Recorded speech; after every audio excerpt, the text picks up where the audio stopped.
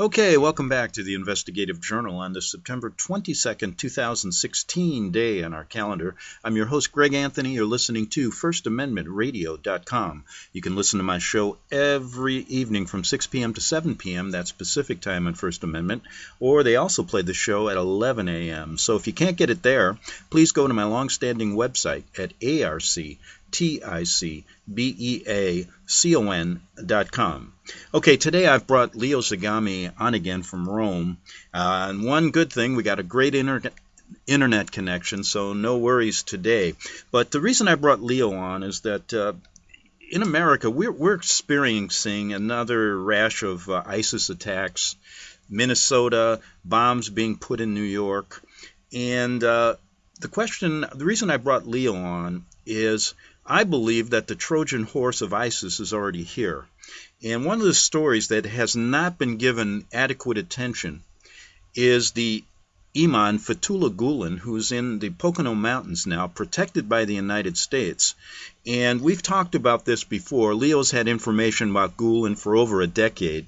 And he's displayed as a moderate Muslim in America who's been allowed to live here, been given over $150 million in taxpayer money yearly to create over 130 charter schools here in America. And he was brought over by Bill Clinton in 1999. He's now being investigated by Turkey, and the Prime Minister of Turkey, Erdogan, has said that he is the main reason the coup took place, as Gulen is a CIA asset. Now, I've received a confidential report that came out through WikiLeaks, and someone sent it to me as I was inquiring about Gulen. So we're going to talk about this confidential report that was classified by Ambassador James Jeffrey of the United States. Going to talk about some of the discrepancies there, as well as we also received information that Turkey has hired a lawyer from Canada who's an international lawyer named Robert Amsterdam to investigate Gulen activities here in America. We also can comment on whistleblowers who have talked about Gulen's movement actually being the Caliphate Trojan horse to bring a more and more terror to this country.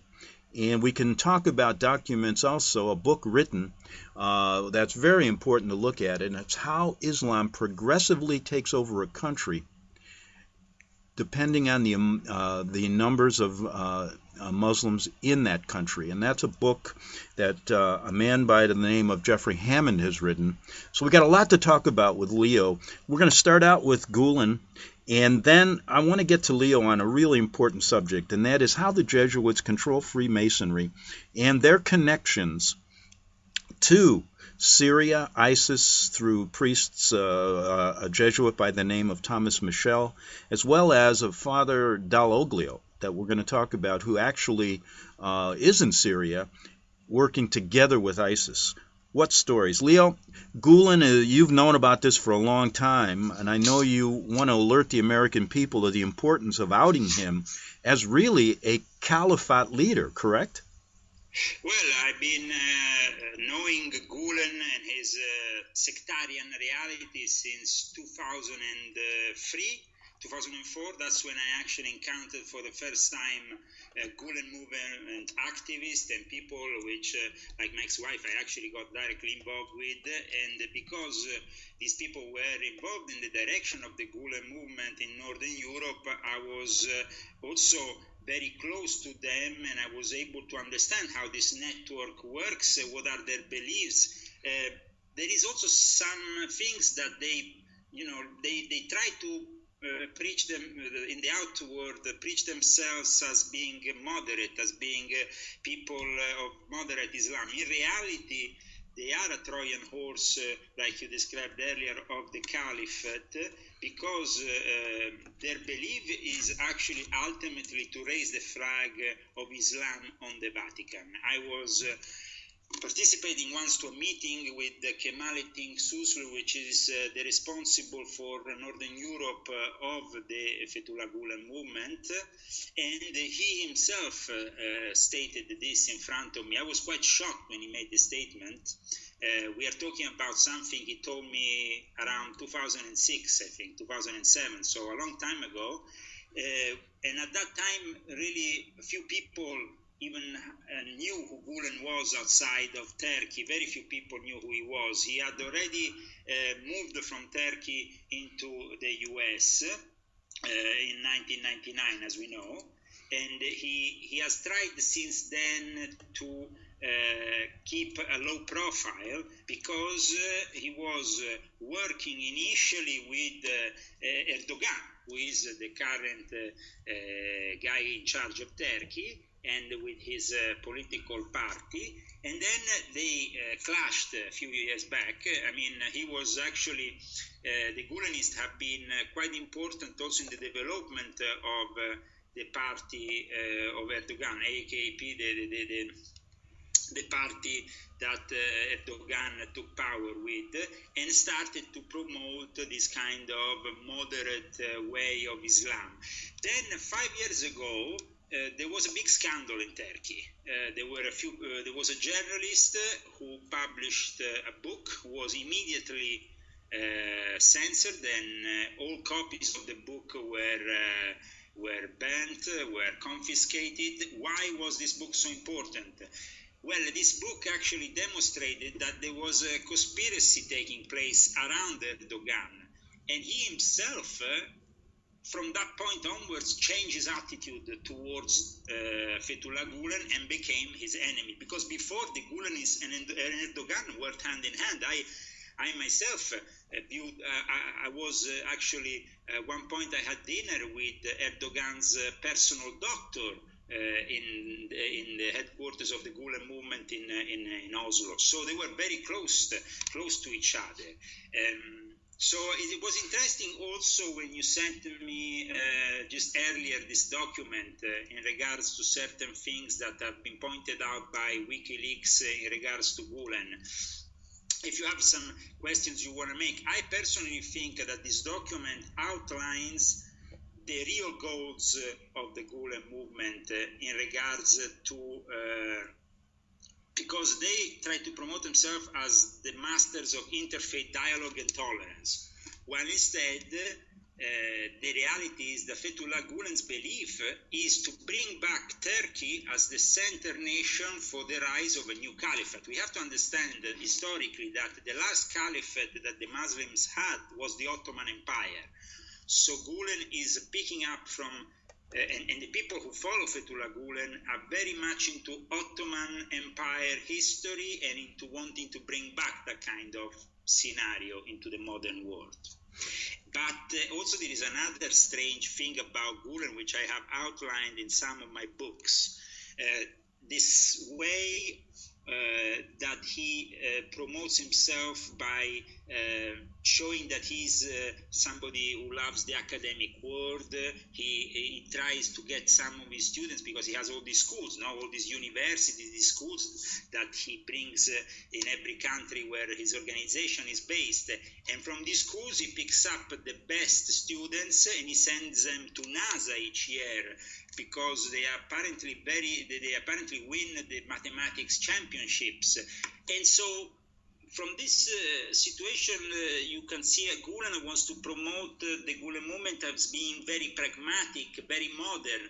In reality, when you study Fethullah Gulen, there's nothing modern about what he preaches or what he believes in. He believes in entities. He believes in genies. He said 10 years ago during a speech that the CIA had been taken over by genes, by entities.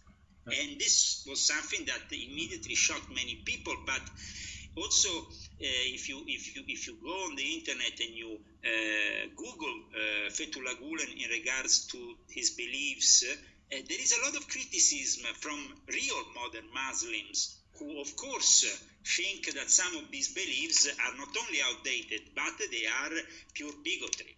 Well, the question I have to ask you, as we mentioned earlier, regarding the schools he's been allowed to set up here. Apparently he's here on a green card, but we know Clinton brought him over. Why would the American government allow a man like this to be under their protection, given all this American taxpayer money, to create what could be schools to create caliphate. Who's behind this? Is our motives in our country to bring it down from within? Well, listen, it's very simple here, Greg. The same people who have the military-industrial complex close to the Democrat Party, who has created in one way or another ISIS in the last few years, is the same people who have financed Fethullah Gulen since the fall of the Soviet Union in order to create also an intellectual takeover of certain countries, whereby, I mean, certain countries, of course, like Iraq, Libya, they have been sent in complete chaos by the events that have taken place, eliminating certain dictators. They basically destabilized these places, and ISIS came in and with their military actions and took over the show. In other countries, instead, where it's not possible to maybe take over these countries militarily because maybe they will be, for example, in the case of the Caucasus region, they are too close to Russia, so the intervention of Russia would be quite immediate. And we saw, if you remember, how Russia clashed Chechenia's fighters a few years back, and how they made a deal with Chechenia's fighters ultimately to pass on into the Russian Federation. So instead, the other methodology used by the CIA and by the US intelligence has been to use Gulen to infiltrate intellectually those areas. And then when you infiltrate them intellectually and religiously speaking, then you have them in your hands, and you prepare them for maybe destabilizing further these territories, and then eventually bring in ISIS. I mean, for sure, if Gulen had it his way and Erdogan will have succumbed to the coup that took place in Turkey this summer, we will see a destabilized Turkey that will be probably no better than Syria. And let me say this publicly, with the information that we got even 10 years ago, when none of this stuff was even talked about, and all the information that's come out since the coup in Turkey, Gulen being, of course, a CIA asset. Erdogan, now wait a minute. Wait, one thing. He's an asset of NATO, you know. He's an asset of NATO, just as Said Nursi, his teacher, was an asset of anti-communism. And I will go back on this after you Okay, and all I wanted to say publicly was that if the Obama administration, if Hillary Clinton, is not behind really wanting to bring down America, to create a caliphate here, then release Gulen to Erdogan immediately. Release him, because that's what Erdogan is saying. You put this man in here. You put him in here to destabilize me and my country. We want him back. And that's what this man, Robert Amsterdam, is doing now, investigating Gulen to present a case. And we'll follow that. But I think if Obama doesn't release him immediately, it shows to me that he's behind bringing this country down. Your thoughts?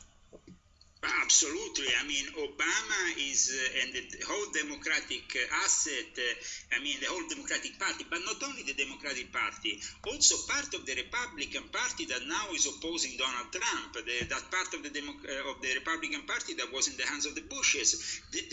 We know the Bushes made deals from hell with Saudi Arabia, with the Muslim countries. They have been in bed with each other. And now, of course, that we see behind each move of Hillary Clinton, the hand of Huma Abedin, who is basically the long hand of people like Fethullah Gulen and the Muslim establishment. But let's also focus on the link which the Gulen movement has with the Vatican, because no other Muslim leader has been received in the Vatican before anybody else knew even who Fethullah Gulen was. Fethullah Gulen was received by John Paul II in the Vatican. And he was received by John Paul II in the Vatican in a moment in which he wasn't really popular worldwide, or his movement was known. He was, of course, Fethullah Gulen's movement, his network of schools that extends from South Africa to the United States, is an important asset to the Jesuits. And that was what really shocked me 10 years ago when I told you at the last episode, we talked about Thomas Michel, who wrote also the introduction for his book, towards a civilization of peace and tolerance. Yeah, Father Thomas Michel, a Jesuit priest. Yes, and I have in my hands now today this basically this speech that he gave that time in Oslo, and I will, of course, I will scan it for you, and I will. It's a very interesting speech because it's entitled Fethullah Gulen, Following in the Footsteps of Rumi, by Thomas Michel S.J. The Need for a Modern Spirituality. I mean, here we are talking about a Jesuit, Thomas Michel, who is, of course, he is not only endorsing Gulen, he is basically presenting him to the world like one of the gurus of this age. And because when you relate Gulen to a figure like Mevlana, like Rumi, you are connecting basically Gulen to I don't know if you ever heard of Rumi. Rumi is a very important figure in the Muslim world. He's a little bit of a maverick because he's not like Muhammad himself, who created Islam. He was instead a man of peace, like Saint Francis, and he himself ended up really victim of Islam in many ways. Because, of course, of the interest of the various sects of Islam after his death. He is, of course, his body and his followers, he is based in Turkey, is a very important figure of the Turkish Sufi movements. He's probably a central figure of all Sufi movements in the world. And so to relate Fethullah Gulen with Rumi is basically an unheard thing, and it shows also how the Jesuits want to propose Gulen as the future Mahdi. That was another point that we discussed in the past episodes in which we talked together, no, Greg? Right. We talked also about the fact that in the Muslim world, in the end times, we have a figure that is just as important as the Messiah, just as important as the second coming, because even the Muslims recognize that Jesus is coming back, but they also have, on the contrary of the Christians, another figure that is introducing this Jesus figure, which is the Mahdi. Now, I have assisted in many secret meetings of the Gulen movement, in which they were saying clearly that the Mahdi was Fethullah Gulen. Now, this statement might just seem a crazy statement made by an idiotic sect like many others around the world. But the Gulen movement is not an idiotic sect. The Gulen movement is part of this strategy of wanting to gradually impose the Muslim faith on the Western world. One of the means to impose this is, of course, also the newspapers, the media that Gulen manipulates. First of all, he has Zaman. Zaman is this newspaper, one of the most read newspapers in Turkey, at least until the coup, because I think that now they've probably been closed down. But he has Zaman, he has Today's Zaman, he has Samalon UTV, he has Akioson Weekly. The Gulenists have a lot of power in the media, and they use this power because they have manipulated the political establishment, and that's why we have seen so many arrests after the coup in Turkey, because the party of Erdogan was completely infiltrated by Gulenists. And Gulenists have always been seen until, as I said, 5 years ago, as not being a threat, okay?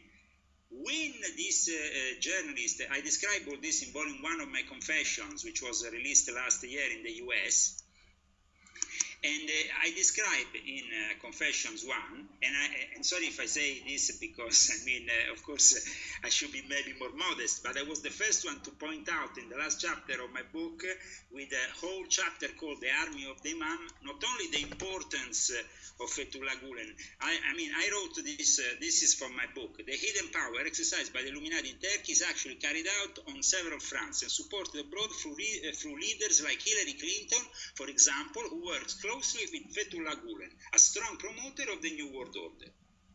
I mean, this has been written before anybody in the US knew who even Fethullah Gulen was, because this book was of course written more than a year ago, and it was published a year ago. So I think another thing I wrote was that there was this book. This book was that turned things around for Erdogan, now for Tayyip Erdogan. Now this book was called The Army of the Imam, and it was written by a guy called Ahmet Sik. Now this book showed how the Gulen movement was actually taking control of the whole situation. So it was a little bit like Erdogan had been living a lie, surrounded by the brainwashing that came both from Obama and the Democrats in the US, both from his Gulenists that were trying to just make him think everything was okay, but in reality they were preparing for taking over the show. At one point, Erdogan, after this book, understood the threat of Gulen, and so it's been literally it's been an open war in the last few years between these two characters. Yeah, exactly. And we got about 3 minutes here before the break, and then we'll continue in the second half hour.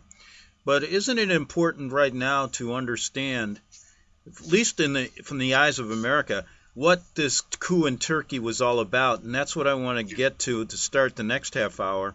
And then, of course, get into some of the connections between Freemasonry, the Vatican, the ISIS creation, the priest, Father Dall'Oglio, that you know a little bit about, and other things that connect the dots here between the Vatican and all of what's going on, and why we shouldn't trust them.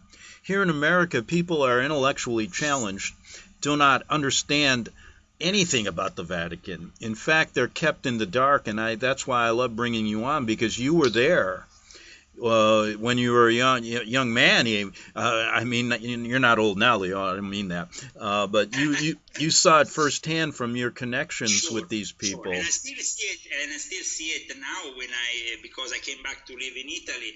When we started broadcasting together 10 years ago, I was still living abroad. I had been 15 years abroad.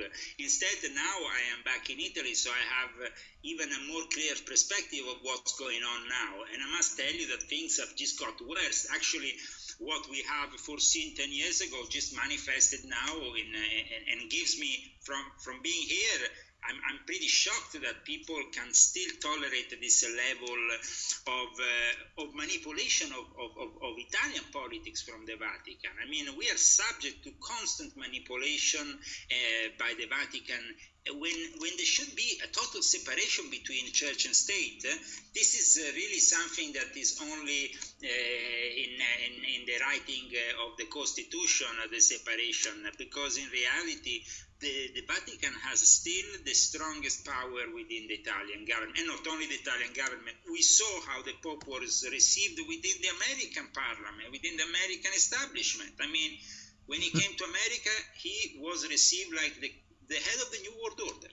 That's it. Yeah, perfect.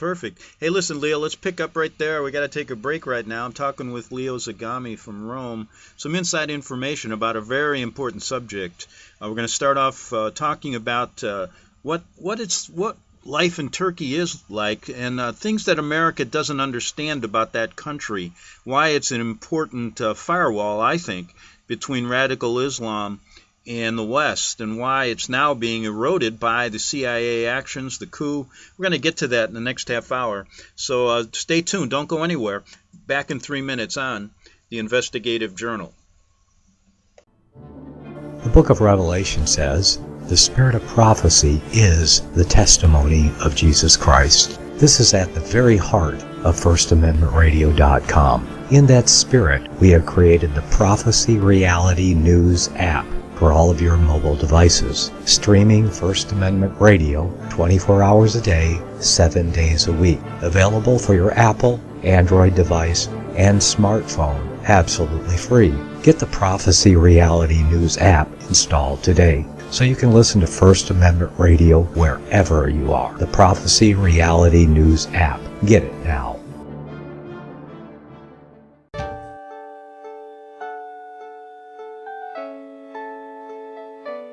The program you are listening to is 100% sponsored by you, the listener, on this First Amendment Rights Media channel. You will notice that there are few commercials on this radio network. There's a good reason for that. Corporate advertising dollars come with strings that limit program content. So without your help, these programs cannot continue on internet or our several affiliates. If you benefit by the educational law programs, we ask you to give. If you are admonished or nurtured by the Bible and ministry programs, we ask you to give. If some voice a cause that you are passionate about, we ask you to give. If you believe in any of these, we ask you to support them as you would a missionary on a continual basis, as if giving a tithe for missionary radio. These programs are not commercially viable and must be supported by those faithful to the cause of truth. Look for the button to sponsor your favorite programs at our listen and schedule pages on the internet.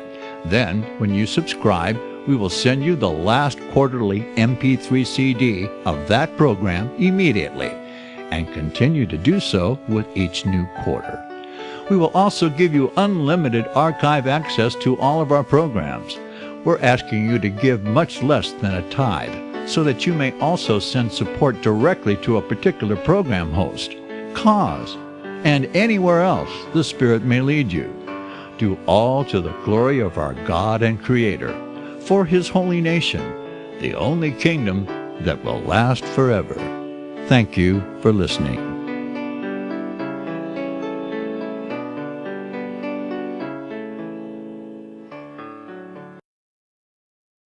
Since the beginning of time, kings have sought it, nations have fought for it.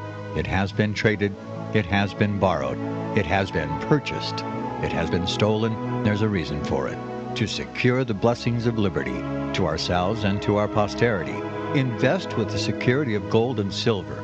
Call Discount Gold and Silver Trading at 1-800-375-4188 or visit DiscountGoldandSilverTrading.net. Listen to Financial Survival with your host Melody Cedarstrom right here on FirstAmendmentRadio.com at 4 p.m. Eastern or 1 p.m. Pacific Time. Visit DiscountGoldandSilverTrading.net or call Discount Gold and Silver Trading at 1-800-375-4188. Toll free 1-800-375-4188. Okay, we're back for the second half hour of the Investigative Journal on September 22nd, 2016, day on our calendar. My guest is Leo Zagami from Rome. And Leo, we promised our listeners to start out, give them a background of the importance of Turkey in this whole New World Order takeover of the world. Give us a real background of this, okay? Well, we have to go back to the fall of the Ottoman Empire, which really destabilized the whole world later on, because the revenge that the Ottoman Empire Illuminati, the core elite of the Ottoman Empire, did against the English and the people who brought them down, bringing then up Freemason Mustafa Kemal Atatürk, that became the founder of modern Turkey, was a very particular revenge, and it went through Nazi Germany. I know that this will seem a little bit strange, but basically the Ottoman Empire fall because the last sultans were kind of, at least in the eyes of the Illuminati elite from Turkey, got corrupted by the fact they married into with Jewish women.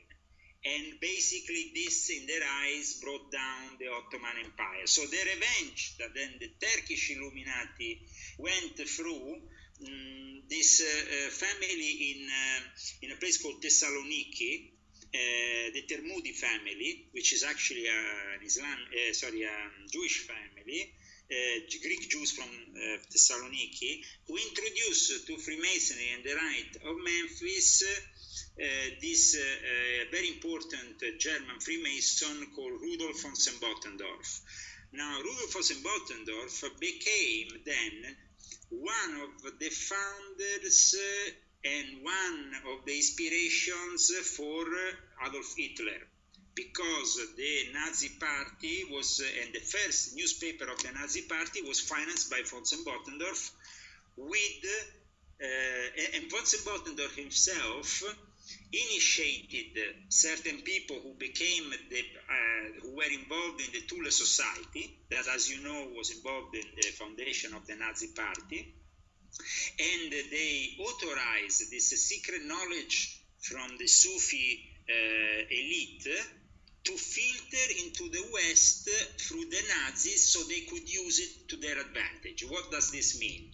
They teached basically people like Rudolf Hess and Adolf Hitler these techniques of reciting certain prayers of the Quran and doing certain rituals that could empower them. It's called ancient operative Turkish Freemasonry, and these rituals have been then published at that time by von Bottendorf. They were studied by Adolf Hitler during the period in which, as you know, Hitler at one point was arrested, and he had to be for several months in prison, which was not really a prison, but was a kind of like residence where he had to stay, and he had everybody visiting him for a few months. It wasn't really a prison. But during that time in which, let's say officially, he was arrested, he practiced this Turkish Freemasonry, this particular spiritual practice that then functioned. And another thing that is very interesting, the hate that the actual plan for then creating the persecution of the Jewish population at the levels that we see only in the Nazi time actually was inspired by these people from Turkey.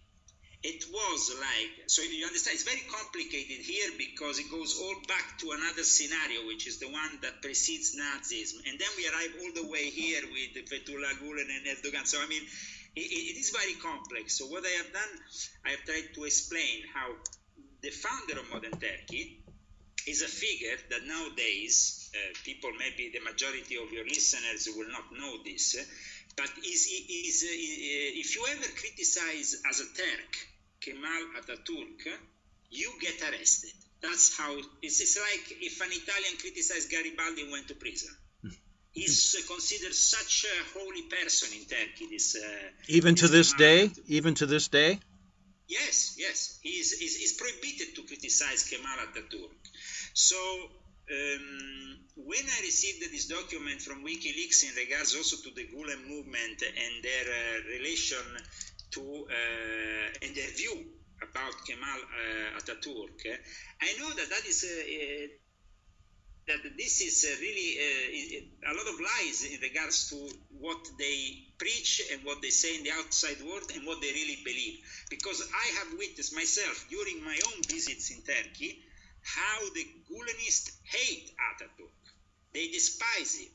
But then when they are in front of the institutions, when they are in front of the AKP party, when they are in front of the military, they say, oh, Atatürk is the founder. And so they are, of course, playing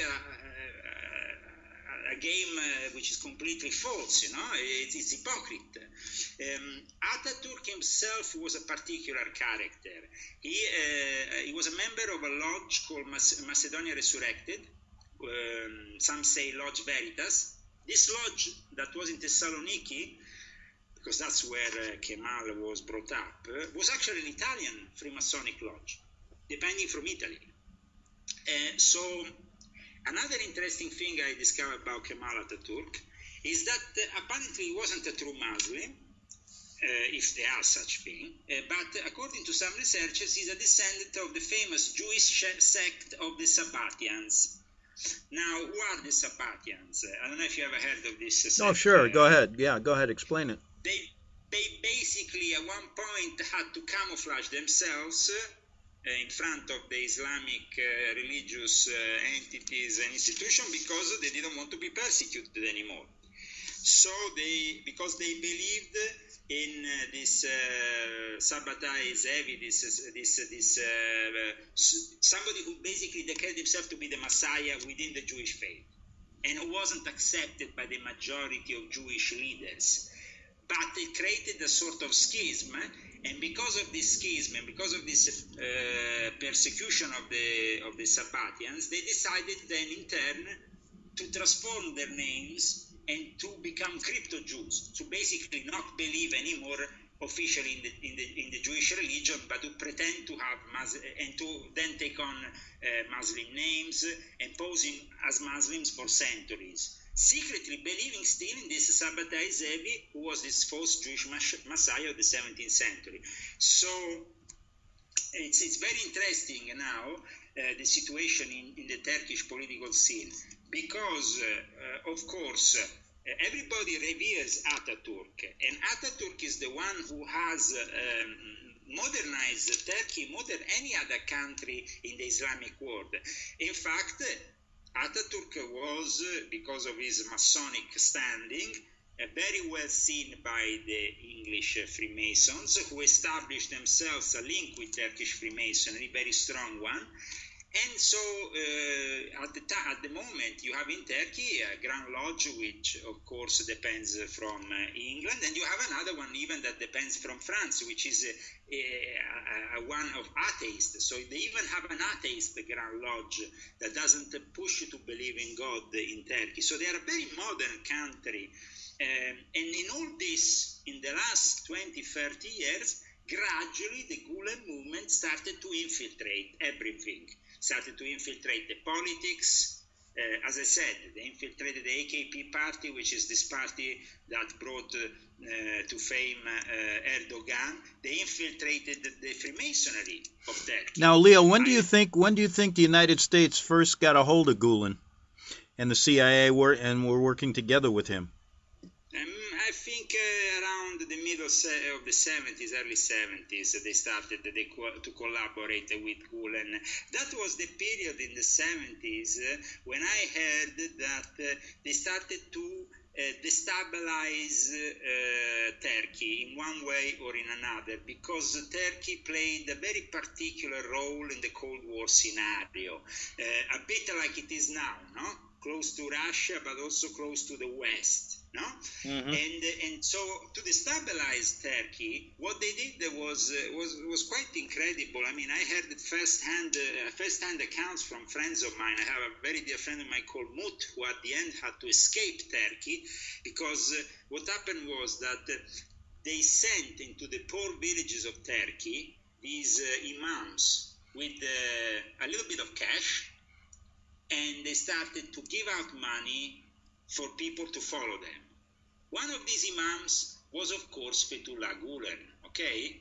That kind of scenario. Now, to have that kind of money, you had to be in bed with the intelligence from the NATO countries. If not, the alternative was to be a communist and in turn be under the payroll of Russia. So it created a clash, even back then, between two factions. There was the faction that was starting to go back to sort of Muslim fundamentalism, which didn't exist for centuries. I mean, Turkey, up until the 60s, if you went back there, was just as any other country in Europe. It wasn't really Muslim. People really didn't give a damn about Allah or Muhammad. Mm-hmm. Then, from the 70s, they methodically went around every single town in Turkey and they started to brainwash people in exchange of money, favors, work. And this is how they built modern Turkey, that gradually lost that position they had of being really modern and not so dependent on the religion. Because at the time, Kemal Atatürk, when he founded Turkey, he managed to demystify and to ruin the reputation of all the imams in Turkey, simply putting them on the Orient Express full of prostitutes, getting them basically screwed left, right, and center by these prostitutes. They came down off the train, and Kemal said, now I blackmail you all. Just shut up and let me build the modern state. You are a joke. Mm-hmm. This is how he built Turkey. So he understood that these people are a joke. We these days understand from the tales I read the other day of an escort that appeared in the newspapers in Italy, that they get paid millions to bring high-class prostitutes in Saudi Arabia, in the Emirates. these people, these sultans, these princes of Saudi Arabia, they are a bunch of hypocrites. They are not followers of God. These people are Satanists. They are people who preach very good words. They think, and the same is with the Gulen movement. And there is also another movement that really, these days in Turkey, though this movement is closer to Erdogan, seems to represent really the hypocrisy of modern Islam in a way. It's the movement of another guy called Adnan Oktar, also known as Arunyaya. I don't know if you ever heard of him. No, go ahead. I'd be interested. I think that the figure of Adnan Oktar should be investigated by us maybe in future episodes, because it will take a lot of time to describe all his various adventures into becoming what he is nowadays. Nowadays he is a media mogul, he is a religious leader, very respected, who has created this really strange mix of an Islamic sect that practices ancient Turkish Freemasonry the way Adolf Hitler was practicing, but at the same time with a lot of sexual magic, and this sexual magic is used in order to then blackmail all the VIPs that enter his circle. He was actually condemned at one point for having blackmailed people, but because in the middle of the 80s, Arunyaya himself managed to, he found an escamotage. He basically got declared by the Turkish High Tribunal Court insane. So basically they can never arrest him because he would say, well, I'm insane. So he has found a way to work, and you will find, if you go on the internet and on Google, you will find that Adnan Oktar is very close also to Freemasons in the US. Is actually lobbying and meeting with Freemasons that come directly from Colorado, from the Grand Lodge of Colorado, from Denver, all the way to Istanbul, and he makes TV shows with them. But the crazy thing about Adnan Oktar is that this version of Islam is him preaching, along with all these women who are all silicone, tits, blonde, whatever, makeup out of this world, all fake. This is the basis of his thing. So you have to really check out the TV shows of Arunyaya on YouTube, and I'm sure a lot of people will have a laugh. But behind all this is the fact that Arunyaya... You think he's another CIA asset? He is. Of course he is another CIA asset. But there is a difference with Fethullah Gulen. He is loyal, first of all, to Erdogan, and he is more loyal, apparently, he's of course a CIA asset. So, but he is not like Fethullah Gulen. He doesn't want to overthrow, the power of this country called Turkey. He thinks of himself more as a worldwide figure. He himself presents himself as the Mahdi. Mm-hmm. He wants to be the Mahdi, and he actually got in a big clash with Fethullah Gulen.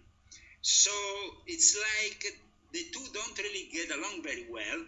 But the interesting thing is that you can find very easily, if you go on the internet, in regards to Arunyaya, his links with Freemasonry. He was even given the 33 degree, honorary and degree, not so long ago, by an Italian grandmaster who was close himself to Ricciogelli at one time.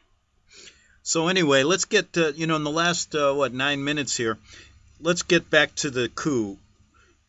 Now, explain it to people again, why the United States would now want to overthrow Erdogan when we have a military base there. Explain this, because it's important. Well, we know that in the state tradition of Turkey, the army has a dominant position. The military basically has always had a very predominant position in Turkish society. And under the AKP government, the power of the army in Turkish politics has dramatically diminished since 2002. So basically what happened was that when AKP was ruled by both Erdogan and Fethullah Gulen, what Gulen tried to do was to get the Turkish military to have less and less power, okay? Mm-hmm. After the scandal came up, this scandal called Ergenekon, which is a big case that took place 5 years ago, a big scandal. Then at that point, when they accuse Gulen's network of planning to create crowds through a series of bloody provocation, and basically they were already talking about a coup against AKP government in a document which I published myself a year ago in my book. So the coup was in the air for a long time. And this coup is basically something that Obama, and together with Pope Francis, because you have to understand that Obama is not doing anything without Pope Francis and with Adolf Nicholas' advice, because we have always Adolf Nicholas behind the scenes. We never have to forget about the Black Pope, who is the one in charge of certain things, as you know, because in all this Turkish political situation, there is a big work done by the Jesuits. Imagine that until not so long ago, Thomas Michel was living in Izmir, so he could coordinate the nearby NATO base. Exactly. So, go ahead. All this is, of course, then you have the MIT, which is the Turkish National Intelligence Agency. Now, the MIT was falling into the hands of Gulen, but Erdogan, thanks to his Russian allies, has managed to not let this happen. In the end, it was a failure, this coup, and of course it has backfired on Obama and on Hillary Clinton, that even if she will get elected, she will find herself with a great problem the day after she's elected, because still Fethullah Gulen will at that point either disappear or be killed in some way, because I don't see any other solution. Yeah, exactly. So how did Russia play a part in this coup to warn Erdogan? They had an agent, one of their main agents, who I also mentioned in volume 1 of my confession. It's very interesting that I mentioned all these characters and all these things well in advance from when they happened. But Alexander Dugin is one of Putin's main advisors, and he was actually invited officially for a speech the day before the coup. In reality, the Russians already knew about the coup, so they were preparing the defense system for Erdogan. So they just went to Erdogan and they said, these are the people who are conspiring against you. Prepare yourself and then use this coup, because mediatically, if you use this coup in the right way, you will turn out being the winner. And that's what happened. He didn't disappear that night. What he did was very clever. No other leader has ever done this in modern times. He went on CNN with FaceTime, and he announced to the world that he was basically under attack, that he was victim of a coup, and he inviting people to come in the streets to save him. I mean, this is a genius. Russians and together with Erdogan have pulled out the biggest propaganda stunt, and using the media of the enemy, because CNN is part of the enemy's media. Yeah. So it was a genius. But of course, CNN would never have done that if they knew that Erdogan will actually survive that night. They were thinking there were political commenters in Italy that were already giving Erdogan dead in the middle of the night a few times. And they were basically already announcing the fact that there was a new government, and that this new government was called the conciliatory government or something. And that basically was something that came up from the Gulenists. And it never manifested, fortunately. So he escapes on his airplane, right? Gets out. Then what happens? He gets out, he gets on his airplane. Of course, he will be killed in a spot if the Russians didn't protect him, because we know that there were, at least officially, and we don't know how many more, at least 4 planes of the coup that were in the hands of the people who were doing the coup. So they could have very easily, 4 military planes on the loose could have very easily put him down. This didn't happen because the Russians threatened them, because Erdogan himself said, if you touch me, Russia will put you down. So no plane, neither from NATO, because he wanted to actually go to Germany initially, Erdogan. Angela Merkel refused. Now this is a very big scandal, but also it's not only a very big scandal. This refusing Erdogan, let's say, a safe haven for a night, has put then in open confrontation the German government with the Turkish government, because we know that at the moment Angela Merkel depends very much on on Erdogan, or Recep Erdogan, for her foreign policies. Because if Erdogan lets loose those couple of millions refugees he has on the borders with Syria, he will create chaos in a moment in Europe. So Erdogan and Turkey is still a key place for the New World Order, a strategic place. Of course, there is also 50 nuclear missiles that are still there. It's a very delicate situation that we have to follow in the next few weeks, and I'm glad that me and you are trying to do an independent journalist job without the influence of all these corrupt media that, of course, they don't want to really tell you the truth. They only want to give you a diluted truth, but we are trying to give you the truth here. Okay, Leo, listen, I know you got to run and do another interview, so I only got about 30 seconds, so why don't you go ahead and do that, and then we'll get together next week, okay? Okay, I would like to invite everybody to, if possible, get down to these subjects in a more detailed way through my books. I talked about all this in Volume 1 of my Confessions. In Volume 2 of my Confessions, I actually describe how the Fethullah Gulen movement and the Norwegian secret services even persecuted my person, even myself. When I was in Norway, I had to flee Norway. So read also my books, also Pope Francis, the Last Pope Question Mark, where I talk about the 40 cardinals in the Vatican who have converted secretly to Islam and are connected to Fethullah Gulen. Okay. So thank you for having me on your show.